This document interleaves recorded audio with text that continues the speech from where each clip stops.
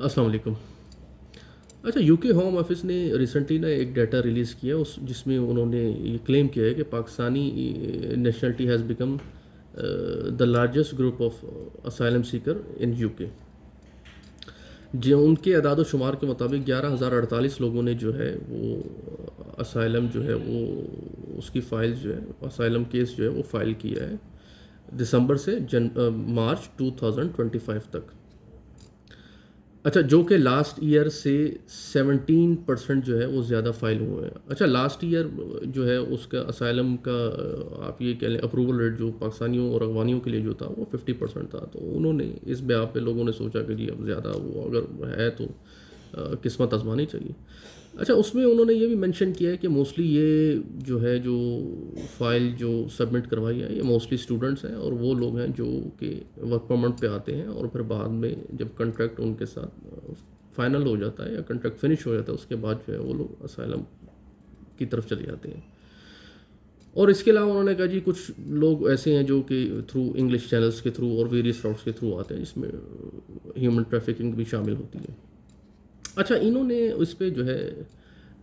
کہہ لیں کہ کچھ فیکٹرز انہوں نے جو ہے وہ سر فہرست کی ہیں جس میں انہوں نے کہا کہ جی پاکستان میں ظاہری بات ہے پولیٹیکل انسٹیبلٹی ہے، سیکیورٹی وہاں پہ نہ ہونے کے برابر ہے، اور سیکنڈلی انہوں نے کہا ہے کہ جی جو میجر جو کردار ہے وہ جوڈیشری کا ہے جی وہ ایک خاص طبقے کو جو ہے سپورٹ کرتا ہے، خاص طبقے کے لیے ان کا علیحدہ قانون ہے، باقی لوگوں کے لیے علیحدہ قانون ہے۔ پھر انہوں نے کہا پور گورنمنٹ ہے اور انفلیشن بہت زیادہ ہے، لا انفورسمنٹ ہے ہی نہیں ہے۔ ظاہر سی بات ہے جب کوئی چیز میرٹ پہ نہیں ہوں گی تو پھر یہی حال ہوگا، اور میں ان لوگوں جو لوگ جنہوں نے یہ اسائلم سیک کیا ہے میں دیکھیں اسے پروموٹ تو نہیں کرتا یا میں ان کو انڈوز تو نہیں کر رہا کہ جی آپ کو ایسا کرنا چاہیے، ظاہری بات ہے یہ ایک سسٹم کو مس یوز کرنا ہوتا ہے۔ ریسنٹلی آپ دیکھیں کہ انہوں نے جو وائٹ پیپر کچھ دن پہلے پبلش کیا تھا وہ اسی بیس کی عکاسی ہوتی ہے، اور اس پہ انہوں نے کہا جی ہم ایک ایسا آپ کہہ لیں انٹیلیجنس بیس جو ہے وہ سسٹم، اس طرح کا ہم سسٹم جو ہے نا وہ اب انوگریٹ کریں گے کہ جس کے تھرو ہم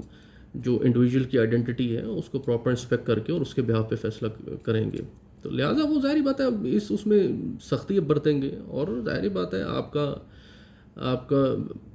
جوڈیشری کا کیا رینکنگ ہے، آپ کی لا انفورسمنٹ کی کیا رینکنگ ہے، سیکیورٹی کی کیا صورتحال ہے، ملک میں آپ کا نظام ہر طرف دھرم برہم ہے۔ تو میرا کہنے کا تو مقصد تو یہی ہے کہ جی دیکھیں ظلم کا کفر کا نظام چل سکتا ہے لیکن ظلم اور زیادتی کا نظام نہیں چل سکتا، تو لہٰذا ہمیں اس میں بہتری لانے کی ضرورت ہے۔ السلام علیکم۔